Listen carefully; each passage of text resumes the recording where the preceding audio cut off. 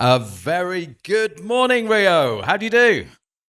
Very pleased to be here. Thank you for the introduction. Thank you to the organizers. I will attempt to turn 20 minutes into some useful security for you based on years of attacking and defending Kubernetes. And I'm very happy to be back in LATAM after last year's Sao Paulo. Very pleased to be in Brazil in general. So, hello, I am Andy from Control Plane.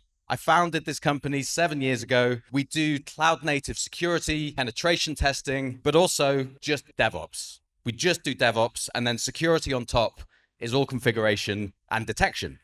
Various things. We don't need to go into too many of these, but I did write a book, and I'm going to try and squeeze the whole book into 20 minutes, plus some talks by some of my colleagues, and some of the penetration testing things that we discovered in Kubernetes that maybe are not very obvious sometimes. So, briefly, we'll talk about threat models, how to get into Kubernetes, what a supply chain attack actually looks like, a reverse shell. This is the way people get in and then back out for command and control, breaking out of containers, what to do when you've broken out of a container, and how to take over the entire cloud account.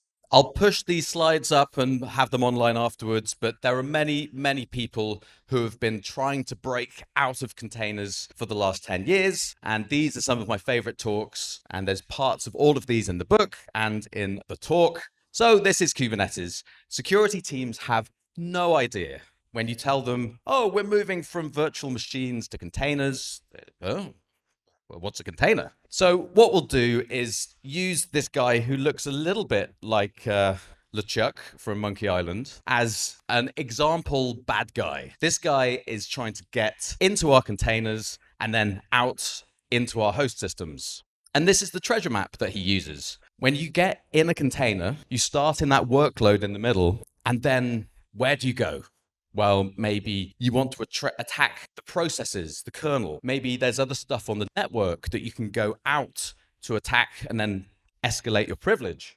There's stuff on the file system. Maybe someone's baked in secrets by accident. There's security features that sometimes have bugs, and then you can use a security feature to break the security of the whole system. And of course, there's the actual container runtime, virtual machines, the kernel, and a container itself. So I'll go through some of these a little bit quickly, but the difference between a startup or, my parents selling small things online and the CIA, it's quite different. So whenever we're looking at how we attack a system, we think about what's the thing that we're defending and who is going to try to get into it. So if we look at what's happening on a geopolitical basis now, we've got Russia attacking Ukraine. This is organized state-affiliated crime because the Russian government doesn't have great capabilities. Somewhere like China or Iran, very good government capabilities. So they go into foreign intelligence service and you have to defend slightly differently because they have more money. And it's all about defending to make it as expensive as possible for the attacker. So these kids at the top, they don't have much time, don't have much money. Foreign intelligence services, loads of time, loads of money. So this is why we think and model these things differently. And that's what threat modeling is. We go through a list and say, tick, tick, tick, tick. We secured all those things. But the attacker is looking at every possible thing they can attack. Going back to the pod attack map earlier, it's everything on the visible horizon. Anything you can see on the network, anything in the file system, any other processes running. So we have a different mentality for an attacker and a defender. And this is red team versus blue team, compliance department versus pen testing team. There's loads of free stuff online. There's an O'Reilly course here that we built, and all of the labs are up there for free, which shows you how you can threat model your own Kubernetes clusters against the kind of things we're going to talk about today. So let's go quickly into what cloud native security actually is and eat as many pills as possible. Right, so how do we escalate from the code running in a container to the cloud account that our organization has all of its data in, and as an attacker, get the most high value assets out of the organization? Well, we can use the supply chain. This is anything and everything that runs on our computers. Everything is software. Everything is other people's software.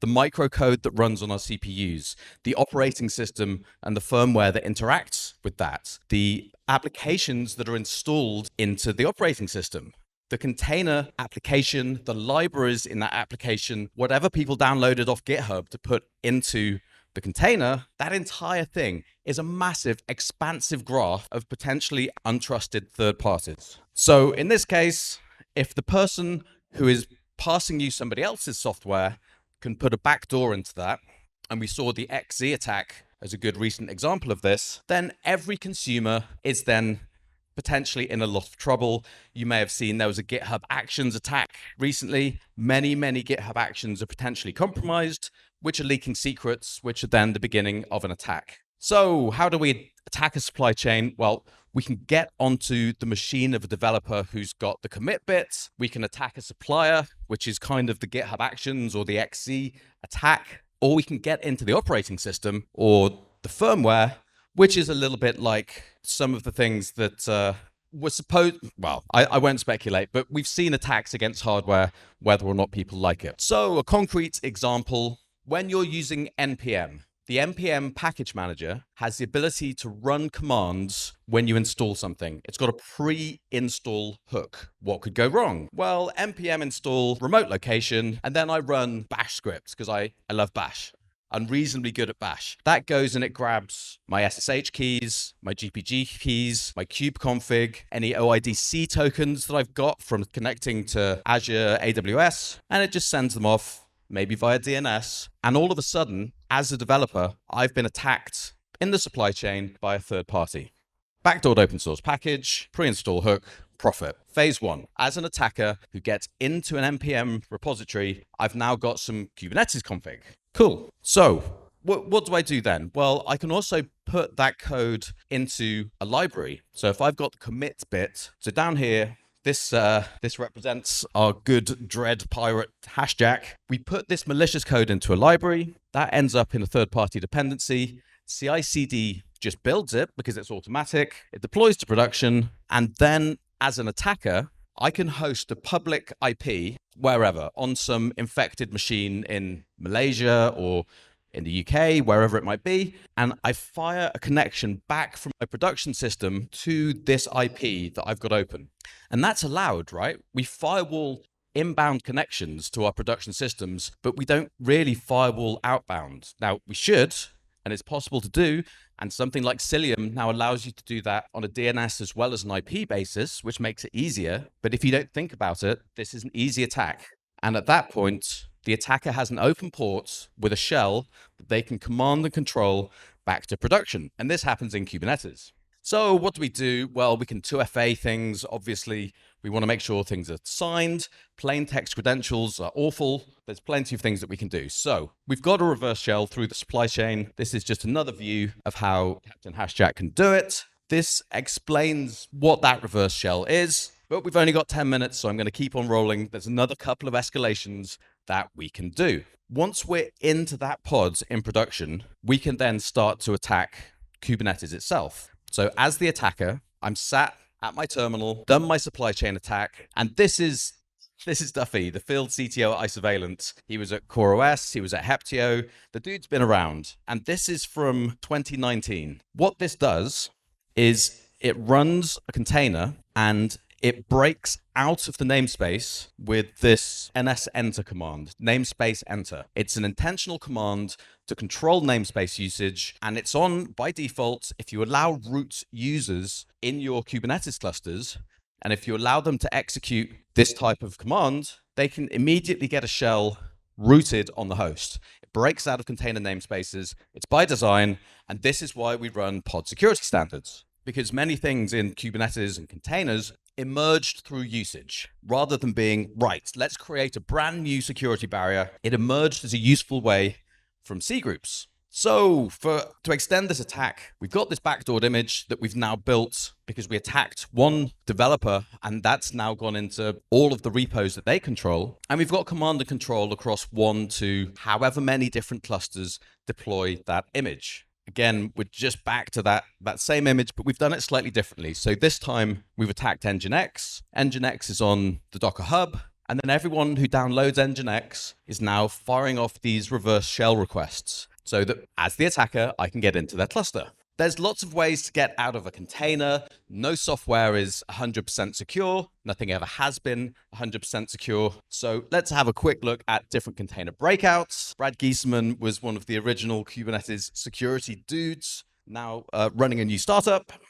So what is a container escape? I'm inside a container, and we've got, in an ideal world, that this is how it works. We've got our security best practices, which are we're not running as root. We've got network policy to reduce the visible surface when I'm attacking the network. We're mounting in our secrets as files, not as environment variables. We've dropped to a non-root user. All these good, simple basics. We're probably also running intrusion detection. We're probably also running security modules. Or here, we've just got no pod security standards. So this is very easy to break out of. There's many different ways. This is where we get into trouble, where we think we've secured something properly, but there's a bug in the kernel, or there's a bug in the runtime, or there's a misconfiguration in the security context, and we break out of an important container that's supposed to be well secured. So Chris Nova, rest in peace, made this point quite vociferously. Containers are not the security boundary because the kernel is not a security boundary. Now, this is quite bad news for all of us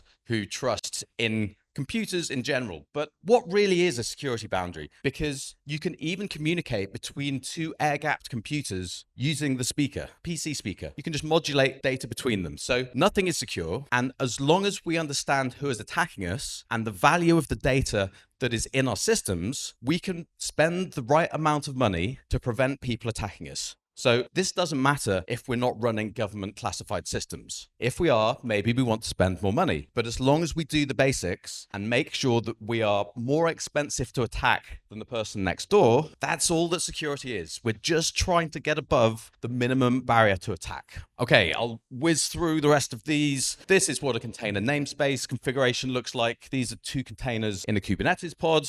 And of course, with C groups v1 are very easy to get out of. This is how we do our memory and CPU allocation. C groups v2 are a bit more difficult, but you can always break out of things. We should always be running intrusion detection. There's some talks about this later. We just need visibility into what's happening. And of course, if there is a kernel problem, like dirty pipe or dirty cow, people can break out of containers. There's always going to be a 0 day in the millions of lines of code of the Linux kernel that's just waiting to happen. Maybe it's discovered, maybe it's public. Everything is fundamentally always insecure, so we just have to make sure that we are monitoring and that we do the minimum for our environment to make us better than the next door neighbor. Okay, so for a container breakout, we can run one of these dirty pipe containers, which is a kernel vulnerability. I mean, just briefly, we're looking down here. It can escalate from user to root in container and bypass the file system controls. There's a lot of complexity in the kernel. There will always be. So here we can break out of the container. This is patched in modern Linux versions, of course. And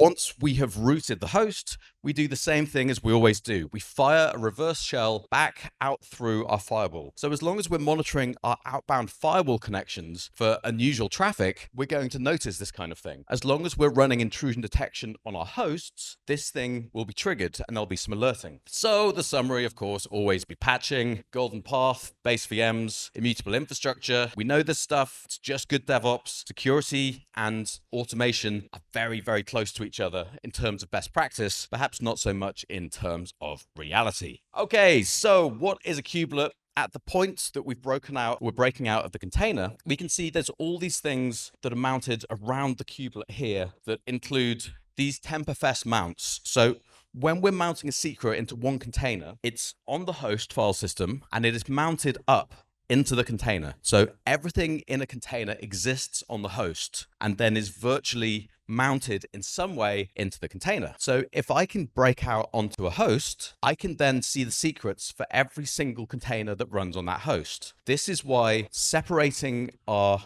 namespaces by hosts is so important, because if you multi-tenant different data classifications on the same host and somebody breaks out onto the host, everything else is then exposed. So again, reasonably simple. From a rooted kubelet host, so a node in Kubernetes, we can look at everything on the host file system. We can find the secrets, the service accounts, any of the other containers that are running, and those stolen service accounts will probably contain some AWS credentials. or something to get you into GCP or Azure if you're running a system that integrates more widely than Kubernetes. This is a video of cats jumping between boxes to reinforce and demonstrate my point. Sadly, it's not running. It's very cute, I assure you. And this really is the key point. Expect everything to be compromised and make your decisions about security based on the blast radius of the applications all being vulnerable to a very simple supply chain attack that's been demonstrated multiple times. Of course, only if this is important. If there's no data there that's worth defending, then just destroy the cluster and stand up another one quickly. There are options. So from this point, what could go wrong? Well, potentially everything. Yes. Goodbye. So if I started off with no access to anything and I created an npm repo with an attack in it, and I named it something a bit like something that other people use, it gets installed, I backdoor a public Docker image, get access to loads of systems, get my way out of the container and find cloud account credentials, then potentially I've got the ability to take over ransomware, lock out AWS or cloud accounts for people who are running systems for their customers. This gets us into ransomware territory. This is the end goal for a lot of these higher order attackers, the kids. But also, we've seen North Korea use this a lot. North Korea have got more crypto from the exchanges in recent times than, the rest of everywhere put together.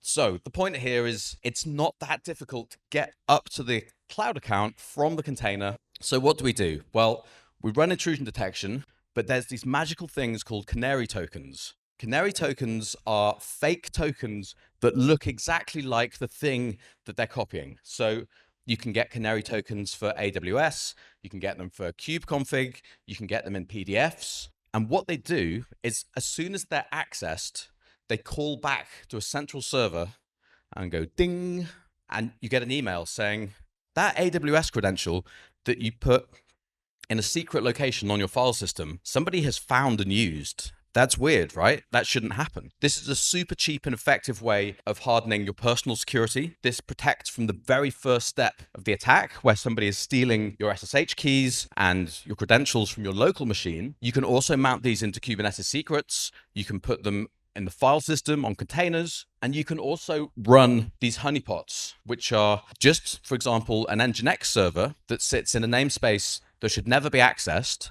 And all you do is you watch the file log, you watch the access logs. If somebody port scans that thing, or if somebody makes a request to it, well, that's not behavior that your developers or your administrators should ever be doing.